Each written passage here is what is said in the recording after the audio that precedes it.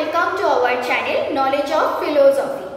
আজকে আমরা আলোচনা করব বৌদ্ধ দর্শনের শেষ আর্য সত্য অর্থাৎ চতুর্থ আর্য সত্য।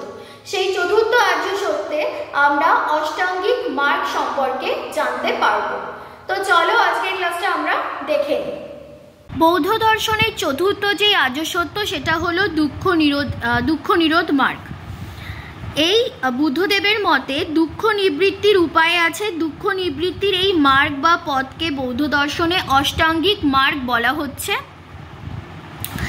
এই অষ্টমার্গের মাধ্যমে বৌদ্ধ দর্শনের নীতিতত্ত্ব প্রচারিত হয়েছে। এই 8টি মার্গকে মধ্যপথ বলে অভিহিত করা হয়েছে, কেননা এই পথ হলো অসংযত ভোগবিলাস এবং কঠোর কৃচ্ছ সাধন, এই দুইয়ের একটা মধ্যবর্তী পথ।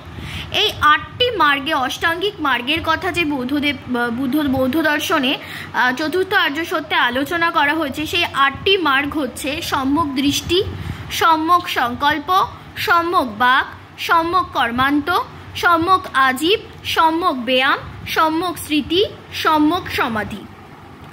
এই 8টা মার্গ কিন্তু আমাদেরকে পরপর মনে রাখতে হবে, কারণ এটা সিকোয়েন্স ওয়াইজ যদি মনে না রাখি তাহলে আমাদের পড়তেও অসুবিধা হবে এবং মনে রাখতেও আমরা পরীক্ষার ক্ষেত্রেও ভুল করে আসবো।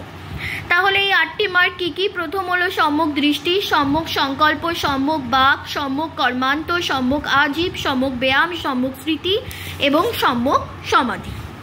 তো প্রথম যে আর্য সত্যর কথা বলা হচ্ছে সম্যক দৃষ্টি, সেখানে বৌদ্ধ দর্শনে কি বলা হয়েছে সেটা বলতে যে 4টি আর্য সত্যের যথার্থ জ্ঞানই হলো সম্যক দৃষ্টি, অর্থাৎ যথার্থ যেই জ্ঞান সেটাকেই বলা হচ্ছে সম্যক দৃষ্টি। অবিদ্যা বা মিথ্যা জ্ঞানই হলো দুঃখের মূল কারণ। 4টি আর্য সত্য সম্বন্ধে যথার্থ জ্ঞান থাকলে অবিদ্যা দূর হবে এবং অবিদ্যা দূর হলে দুঃখের মূল কারণও বিনষ্ট হবে। নেক্সট হচ্ছে সম্যক সংকল্প। সম্যক সংকল্প কি? মুক্তি লাভের জন্য দৃঢ় সংকল্প থাকা আমাদের প্রয়োজন এবং ভোগ বাসনা, দেশ, ক্রোধ, হিংসা প্রভৃতি বর্জন করে সর্বজীবে প্রেম ও করুণা বিতরণ করার দৃঢ় ইচ্ছাটাই হলো সম্যক সংকল্প। এক কথায় নৈষ্কাম্য, অবিদ্বেষ ও অহিংসার সংকল্পই হলো সম্যক সংকল্প। সম্যক বাক কি? সম্যক বাক অর্থে বাক সংযম। সংকল্পকে বাস্তবে রূপায়িত করার জন্য বাক নিয়ন্ত্রণ করা প্রয়োজন। যেমন হচ্ছে মিথ্যা ভাষণ, কুটুবাক্য, পরনিন্দা, পরচর্চা, সত্য গোপন করা, একান্তভাবে পরিহার করাই হলো সম্যক বাক। নির্বাণ লাভের জন্য ব্যক্তিকে সবসময় সত্য, হিতকর, প্রীতিপ্রদ হতে হবে। তারপর সম্যক কর্মান্ত।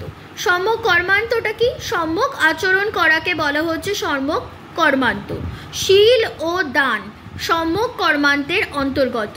কাম, ক্রোধ, লোভ, মোহ, তারপর হচ্ছে মদ, তারপরে মাছ মাংস খাওয়া পরিত্যাগ করাই হলো শীল। দরিদ্রের জন্য আত্মত্যাগই হলো দান। অহিংসা, মৈত্রী ও করুণার দ্বারা পরিচালিত হয়ে নিষ্কামভাবে কর্ম সম্পাদন করাই হলো সম্যক কর্মান্ত। তাহলে কি হচ্ছে? আমরা অহিংসা, মৈত্রী, করুণার দ্বারা পরিচালিত হয়ে নিষ্কামভাবে যেই কর্ম সম্পাদন করব সেটাই হলো সম্যক কর্মান্ত। সম্যক আজীব কি? ভোগ বাসনা শূন্য হয়ে সৎপথে সৎকর্মের মাধ্যমে জীবিকা অর্জন করাই হলো সম্যক আজীব। প্রাণী হত্যা, প্রাণী শিকার, মদ বিক্রি করা, এই কাজগুলো বর্জন করে সৎ উপায়ে জীবনযাপন করতে হবে, সেটাই হলো সম্যক আজীব। সম্যক ব্যায়াম কি? সৎ চিন্তা, সৎ প্রবৃত্তির একটা অনুশীলন করতে হবে এবং একেই বলা হচ্ছে সম্যক ব্যায়াম। এই ব্যায়ামের আবার 4 প্রকার ব্যায়াম আছে। একটা হলো কুচিন্তার প্রতি মনোযোগী না হওয়া, কুচিন্তার উৎস নির্ণয় করে তাকে বিনষ্ট করা, মনকে সুচিন্তায় নিয়োগ করা, সুচিন্তা উৎপাদনের জন্য সচেষ্ট হওয়া। এই 4টে ব্যায়ামকে নিয়েই হলো সম্যক ব্যায়াম। সম্যক স্মৃতি। সম্যক স্মৃতিটা কি? যে 4টি আর্য সত্যের সম্যক জ্ঞান সর্বদাই স্মরণে রাখাই হচ্ছে সম্যক স্মৃতি।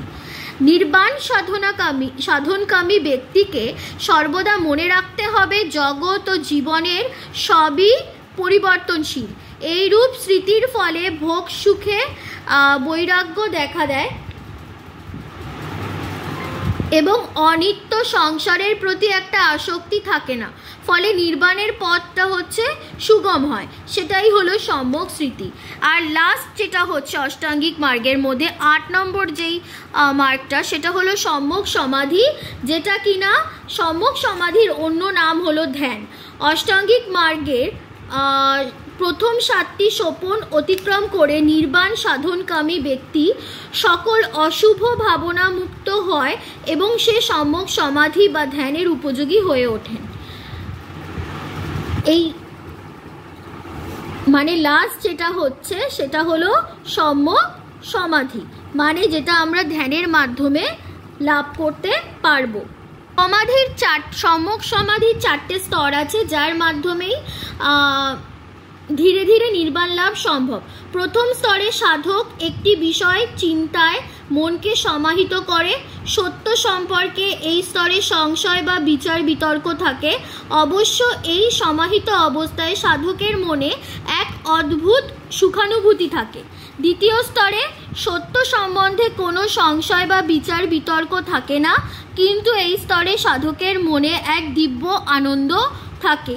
তৃতীয় স্তরে আনন্দ ও সুখানুভূতির প্রতি সাধকের ঔদাসীন্য জন্মায়, কিন্তু আত্মচেতনার বিলুপ্তি ঘটে না। চতুর্থ স্তরে কি হয় যে সুখ দুঃখ আনন্দ শান্তি কোনো কিছুরই অনুভূতি থাকে না। এই এক তুরীয় অবস্থা, পরিপূর্ণ জ্ঞানের এক অবস্থা এবং নির্বাণের অবস্থা। এই অবস্থায় সাধক অহর্তে পরিণত হয়, জরা মরণ বা দুঃখ থেকে সম্পূর্ণভাবে মুক্ত হয়। এই স্তরে সাধক সত্যকে পূর্ণভাবে উপলব্ধি করতে পারে এবং সব রকম দুঃখ থেকে মুক্ত হয়ে নির্বাণ লাভ করতে পারে। সুতরাং বুদ্ধদেব যেমন এই সংসারের দুঃখ কষ্ট ও নৈরাশ্য দেখেছিলেন, তেমনি দুঃখের হাত থেকে মুক্তি লাভের পথও দেখেছিলেন। তিনি তার শিষ্যদের বলেছিলেন, সমুদ্রের জল যেমন সর্বত্রই লবণাক্ত, তেমনি আমাদের জীবনে আছে শুধু মুক্তির একটা আস্বাদ। কাজে বৌদ্ধ দর্শন দুঃখবাদী নয়, বৌদ্ধ দর্শন হলো আশাবাদী। এই অষ্টাঙ্গিক মার্গের কে আবার 3টি স্কন্ধে বিভক্ত করা হচ্ছে, প্রজ্ঞাশীল আর সমাধি। প্রজ্ঞাশীল আর সমাধি। প্রজ্ঞা হলো সম্যক জ্ঞান, শীল হলো সম্যক সংকল্প, বাক, কর্মান্ত, আজীব আর স্মৃতি। আর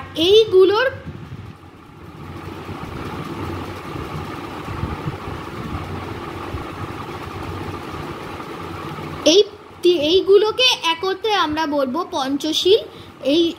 যেইটাকে আমরা যেই শিলটাকে 5টা শিলের কথা বললাম, সম্যক সংকল্প, সম্যক বাক, সম্যক কর্মান্ত, সম্যক আজীব, সম্যক স্মৃতি, এই 5টা স্কিলকে বলবো আমরা হচ্ছে পঞ্চশীল। এই শিলের দ্বারা চিত্ত পরিশীলিত হলে সমাধির সহায়তায় নির্বাণ লাভ করা যায়। এবং তৃতীয় যেই লাস্ট যে স্কন্ধ সেটা হলো সমাধি, যার মাধ্যমে আমরা পুরোপুরি নির্বাণ লাভ করতে পারবো।